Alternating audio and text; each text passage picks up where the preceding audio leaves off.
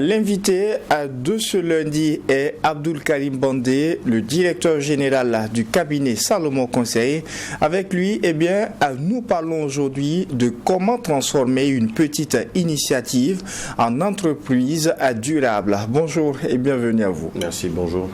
Comment transformer une petite initiative en une entreprise durable? Pourquoi le choix d'une telle thématique?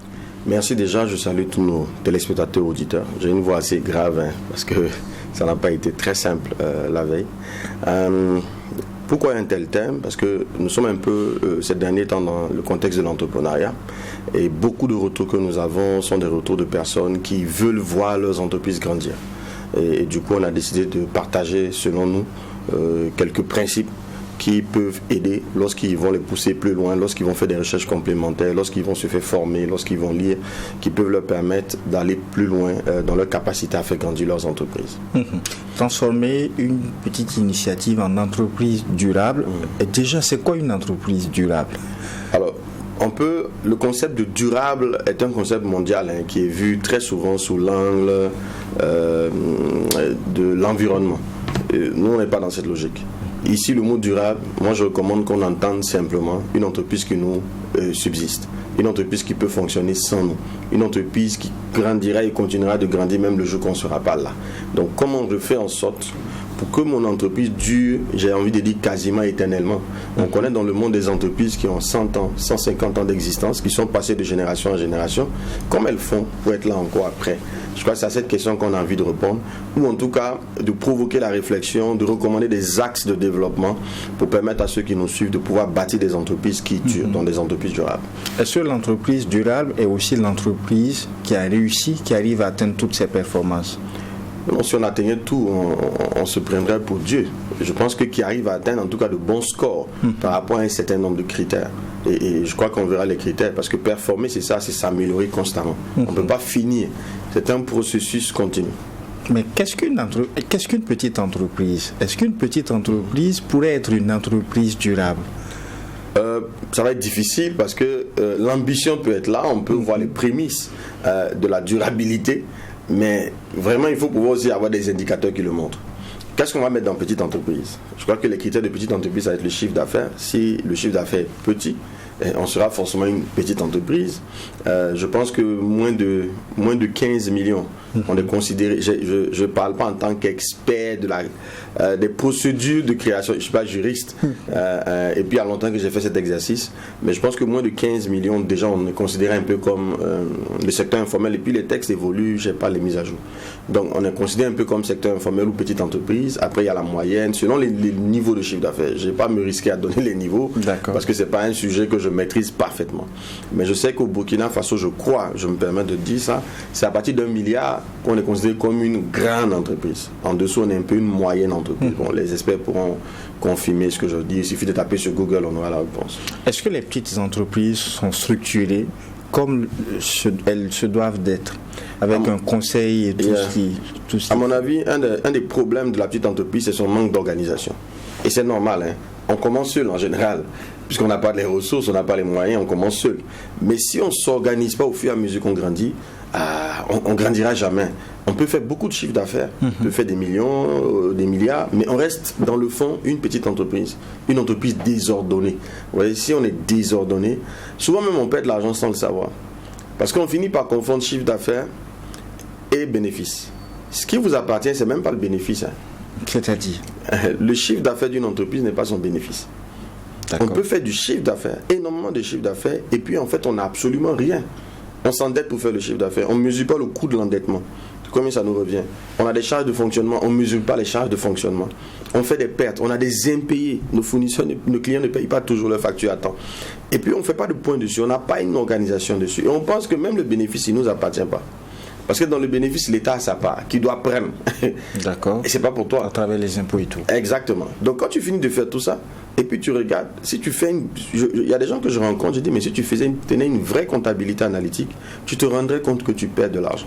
Mais comme tu regardes au chiffre d'affaires, comme tu empruntes et que ton activité semble tourner, tu penses que tu gagnes. Donc le désordre pour moi est un signe de petitesse. Il faut aller de plus en plus. C'est normal de commencer seul avec une organisation peu structurée, mais au fur et à mesure qu'on grandit, forcément il faut mettre de l'organisation. En dehors de l'organisation, on pourrait être tenté à croire que quand on dit une petite entreprise, c'est une entreprise qui a un effectif réduit, un petit personnel. Tout dépend des secteurs d'activité. Il y a des secteurs où on n'a pas besoin un avocat, par exemple, n'a pas besoin du monde. Alors, c'est lui d'abord, et puis ensuite, il a quelques juristes autour de lui. Donc, tout dépend des secteurs. Tout ce qui est consultation intellectuelle ne va pas demander beaucoup de permanents. Mais il y a des structures où, parfois même qui font moins de chiffres qu'un autre secteur, peuvent demander. Ce n'est pas tant la taille, mais ça joue. Parce qu'un des critères, puisque l'État, vous savez, l'État possède tout au fond. Dès que tu es dans un pays, le pays, c'est pour ça qu'on est soumis aux règles. Et une des plus grandes ambitions, puisque c'était à l'État de faire ces choses. L'État dit, bon, comme je ne peux pas le faire seul, je demande au privé de m'accompagner. Et une des plus grandes ambitions d'un État, c'est de créer de l'emploi. C'est de permettre à chaque acteur, chaque membre de la population de pouvoir contribuer au développement du pays et puis se prendre en charge. Donc, l'indicateur de la taille du personnel va compter beaucoup. De la taille, de la qualité et des solutions sociales qu'on met pour accompagner ce personnel-là. Ça va énormément compter comme indicateur pour dire que vous êtes une entreprise grande qui est utile. Est-ce que le désordre organisationnel que l'on retrouve la plupart du temps dans les petites entreprises est uniquement leur apanage? Est-ce qu'on retrouve aussi ce désordre dans certaines grandes entreprises, tenues de comptabilité et tout? Absolument, absolument. Et en fait, c'est vraiment le mindset du premier dirigeant. C'est pour ça qu'il faut qu'il switch. La mentalité qui est importante pour entreprendre ne sera pas adaptée pour investir. C'est-à-dire que quand on commence à rendre l'entreprise durable, il faut changer son mode de fonctionnement. Le mindset que tu as eu en tant qu'entrepreneur va devenir un problème à un moment donné. Peut-être je peux le dire autrement. Allons-y pour mieux comprendre. Les compétences qui vous permettent par exemple d'obtenir une promotion ne seront pas suffisantes pour maintenir votre poste. Vous obtenez une promotion à cause de votre technicité. Mais vous n'allez pas maintenir votre poste pour la même raison. Pour maintenir le poste, c'est votre capacité managériale. Alors que ce n'est pas ça que vous aviez avant. Avant, vous étiez un bon technicien et c'est parce que vous avez bien atteint vos résultats qu'on a été tenté de vous promouvoir. Mais dès l'instant que vous avez le poste, ces compétences passées-là ne sont plus très utiles. C'est là où beaucoup, finalement, ne peuvent pas poursuivre leur ascension parce qu'il faut une transformation. Il faut commencer à quitter le mode technique pour aller vers le mode managérial. Gestion de relations complexes, de la hiérarchie, mais énormément de complexité quand on monte en responsabilité. C'est la même chose pour l'entrepreneur. Pendant que vous êtes entrepreneur, j'ai dit, on fait dans le peu, on pense extrêmement court, etc. Mais quand on commence à grandir, il faut mettre des structures, il faut déléguer, il faut autonomiser. Mais vous avez des managers qui sont toujours présents dans toutes les décisions, quelle que soit la taille de leur entreprise. Ça ne peut pas aller loin. Et ça joue énormément sur la rentabilité. Et le jour où il tombe malade, le jour où il a une indisponibilité prolongée, l'entreprise est en difficulté. Parce que personne ne sait faire rien. C'est lui qui fait tout. Parce que le vrai boulot, ce n'est pas l'action, c'est la décision. Si vous ne permettez pas à vos collaborateurs de décider, d'apprendre comme vous, à prendre des décisions éclairées et pertinentes, en fait, sans vous, ils ne peuvent plus rien faire. Ils attendent que vous venez leur dire quoi faire.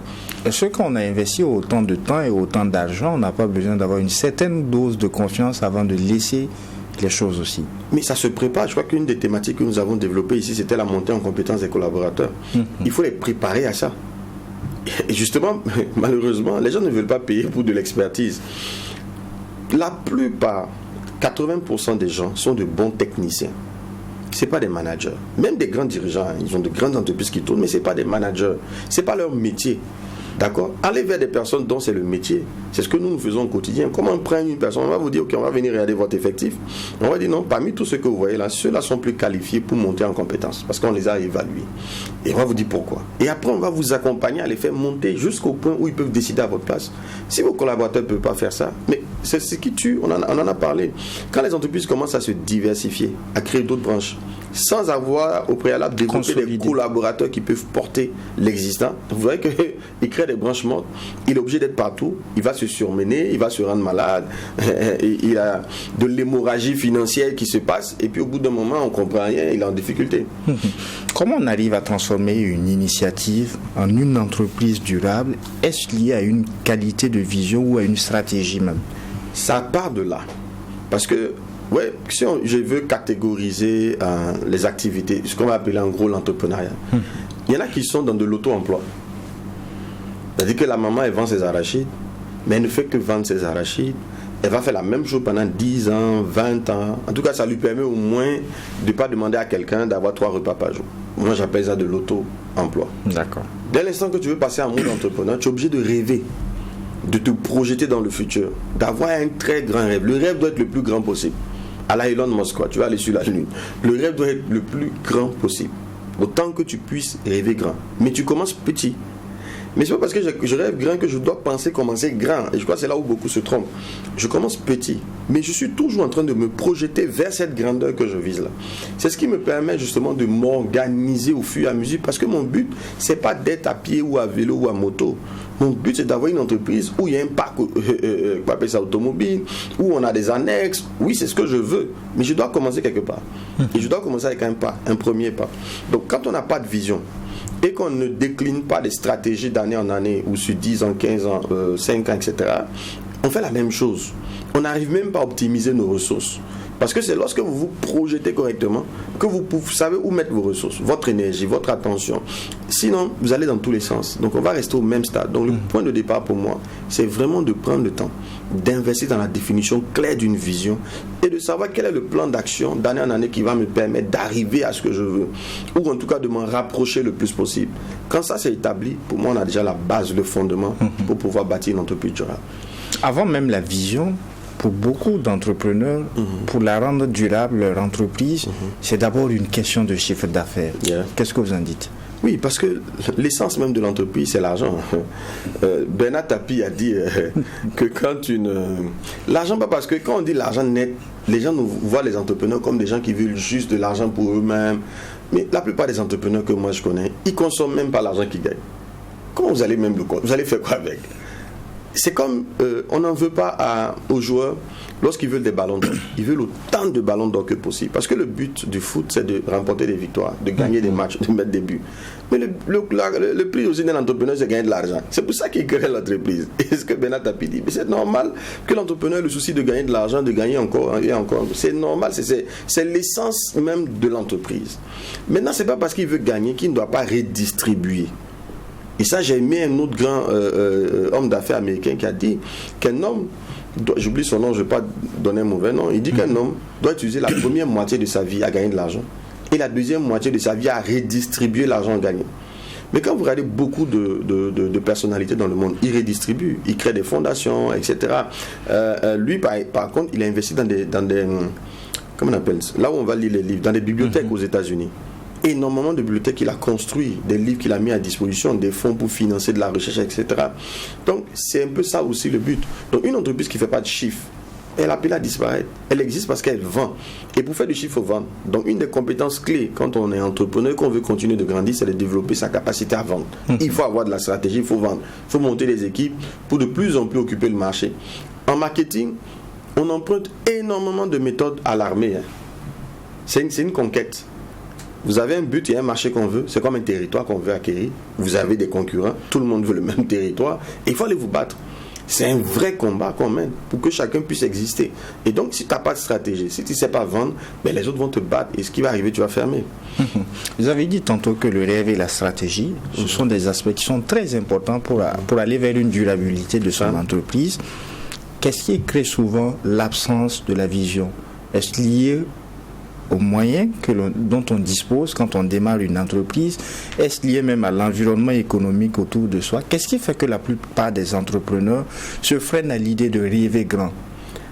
Je pense que premièrement, c'est le tempérament. Vous voyez, tous les colériques qu'on en a parlé ici sont des rêveurs naturels et des audacieux naturels. Donc si vous faites un sondage, la plupart des entrepreneurs qui rêvent grand, vous allez voir que c'est des colériques et des mélancoliques. Parce que chez eux, c'est instinctif. Chez les autres, c'est pas naturel. Même s'ils rêvent, ils sont pas prêts. Par exemple, Sanguin n'est pas prêt à payer le prix qu'il faut pour y aller. C'est vrai que c'est pas la base de l'émission, mais on en a déjà parlé. Exact. Mais pour le téléspectateur ou l'auditeur qui nous prend en marche, qui n'avait pas entendu la différenciation entre colérique et tout, est-ce qu'on peut aussi rappeler ça? Il n'a qu'à aller chercher dans les anciennes vidéos. Non, j'insiste, parce que c'est aussi ça l'exercice. Il faut avoir il faut avoir la capacité aussi à s'auto-former. Quand on donne des concepts, après aller faire des recherches, vous allez trouver des choses pour mieux comprendre. Si on va reprendre, on va s'en sortir. Donc désolé, hein, allez chercher. Ça fait partie aussi de la pédagogie. Et donc, le colérique va être le mec qui fonce. Le sanguin, il va arriver mais il ne va pas y aller. Ouais? Donc premièrement, c'est une question de tempérament. Deuxièmement, c'est une question d'ignorance. Parce que si on ne comprend pas, moi je suis colérique, mais il a fallu que j'étudie ce que c'est qu'une vision pour comprendre comment la structure, pour comprendre toute la puissance qui est contenue dedans et comment c'est ce principe qui paraît banal et simple qui peut booster un homme, qui peut l'amener à aller chercher l'énergie en lui pour transcender des difficultés inimaginables. Mais il a fallu étudier ce concept, il a fallu le découvrir, l'étudier vraiment, lire énormément de livres, participer à des séminaires, me faire former, coacher, etc. par des aînés, etc. pour finalement comprendre ce que c'est et voir comment l'utiliser au quotidien. Donc après, même si vous avez le potentiel, il faut vous former. Et c'est là où tout le monde finalement Dieu est juste en fait. Parce que tu peux ne pas l'avoir de manière innée, mais tu peux travailler. Tu peux travailler à devenir visionnaire. Exactement. Mais transformer une entreprise en entreprise durable, est-ce lié aussi à la discipline financière ou à l'investissement aussi? Absolument. Un entrepreneur qui démarre, en tout cas quelqu'un qui démarre une entreprise, pour moi, pendant au moins 5 ans, il doit être extrêmement rigoureux financièrement. Extrêmement rigoureux. Il doit dépenser le moins possible. Il doit avoir le prix le plus bas, c'est-à-dire au moment où il achète, il doit acheter au prix le plus bas possible sur le marché. Et il doit au mieux faire des marges. Et les marges qu'il fait, c'est pas pour les dépenser, c'est pas pour s'acheter une nouvelle voiture, c'est pas pour s'acheter un portable de valeur. Non, c'est qu'il fait comme marge, c'est soit pour les économiser ou les réinvestir dans le business. Parce que pour que le business croisse, c'est comme un bébé, il faut le nourrir. Tu le nourris comment? À un moment donné, il faut recruter du personnel. Tu as commencé seul. Tu as commencé avec des amis qui t'aidaient comme ça et là. Mais si ça grandit, il faut améliorer la qualité de ton personnel. Et un des personnels clés, avec 2 personnels clés avec lesquels il ne faut pas blaguer, c'est ton comptable. Parce que c'est lui qui va te permettre d'avoir la structure financière qu'il faut, de savoir où va ton argent. Il faut avoir une structure et il faut quelqu'un qui est payé pour faire ça. D'accord? Et qui sait le faire. Ne va pas juste prendre la petite soeur qui ne fait rien, qui ne s'y connaît pas et qui va juste venir t'obéir à toi-même qui ne sais même pas comment ça marche. Donc il faut oser réinvestir dans ton business. Il faut investir dans le marketing. Il faut avoir quelqu'un qui est là aussi, qui est sur le terrain, qui prospecte, etc., qui ramène du volume d'affaires. Il faut réinvestir dans les infrastructures, dans les moyens roulants. Il faut réinvestir.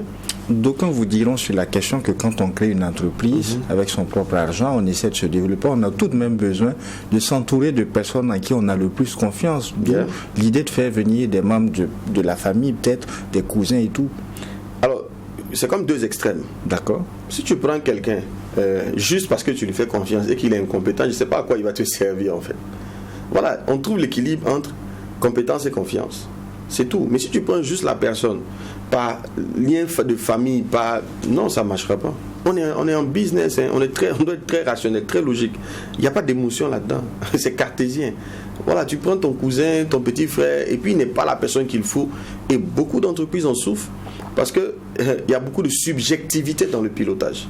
On a des acteurs qui sont là, on ne sait même pas trop pourquoi ils sont là. Ils ont des postes de responsabilité, on ne comprend pas pour trop, parce qu'ils n'ont pas la compétence qu'il faut. Mais tu vas tuer la motivation de tes gars. C'est très risqué. Parlons de la discipline financière de l'entrepreneur qui souhaite rendre son entreprise viable et durable. Est-ce que la discipline financière conçoit des aspects managériels ou parce qu'il est discipliné, il devrait éviter de donner certaines faveurs à ses employés, organiser certaines conditions de retrouvailles et tout? Est-ce qu'il doit éviter ces aspects parce qu'il a besoin de se discipliner financièrement pour grandir? Non, au début tout le monde serre la ceinture. Le patron même pire que tous les autres, il serre la ceinture. Si c'est pas la ceinture, comment tu donnes l'exemple? Tu donnes l'exemple. Mais quand les revenus arrivent, quand les marges le permettent, augmente leur salaire. Donne-leur de meilleures conditions de travail. Donc, s'il faut un véhicule pour la prospection, achète le véhicule. Ne prends pas le véhicule pour ta femme, tes enfants, alors que tes propres collaborateurs qui ont besoin d'aller faire du chiffre, qui ont besoin de moyens. Vous dites qu'il faut extrêmement avoir une discipline financière. Il faut éviter de dépenser au maximum. C'était vos mots tout à l'heure. Ok, alors j'essaie de donner une règle alors. D'accord. Il y a un pourcentage des marges qui doivent retourner dans le business. Et puis, si tu veux, il y a un pourcentage tu te payes aussi, parce que tu travailles pour te payer. Il y a un investissement que tu fais qui sécurise dans des valeurs refuges, par exemple, comme les terrains, par exemple, ou la construction, où tu peux sécuriser une partie, mais pas tout. Mais c'est parce que l'entreprise vit qu'elle te fait gagner de l'argent. Si tu ne la nourris pas, elle ne te fera plus gagner d'argent. Donc, la priorité, c'est elle. D'accord. On est strict dans les dépenses. Mais mettre un véhicule à la disposition de ses collaborateurs, ce n'est pas une dépense, c'est un investissement. Ce n'est pas pour leur faire plaisir, c'est parce que c'est nécessaire pour leur travail.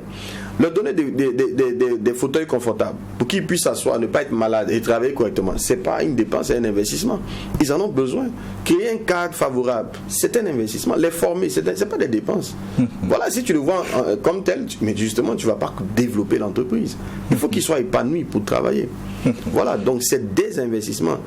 Être strict, c'est surtout ce qui est inutile. Toutes les dépenses inutiles, ça, il faut les éviter. Mais plus on grandit, plus on doit créer des conditions de performance. Et il faut redistribuer la richesse. Tu n'es pas le seul. L'entreprise, on t'a connu, tu étais à moto. Tu es venu, tu étais le patron à moto. Tu es passé en voiture.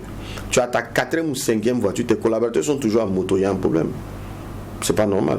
Il faut que leur vie aussi s'améliore. Voilà, c'est pas des